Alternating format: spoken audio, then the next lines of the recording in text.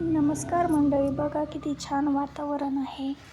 तुमच्या इकडे पण असतं का असं संध्याकाळी वातावरण? बघा कोंबडी कशी तांदूळ खाऊ राहिली आणि बघा अचानक पाऊस यायला सुरुवात झाली. बघा बापरे, इतकं छान वातावरण आणि त्यामध्ये पाऊस.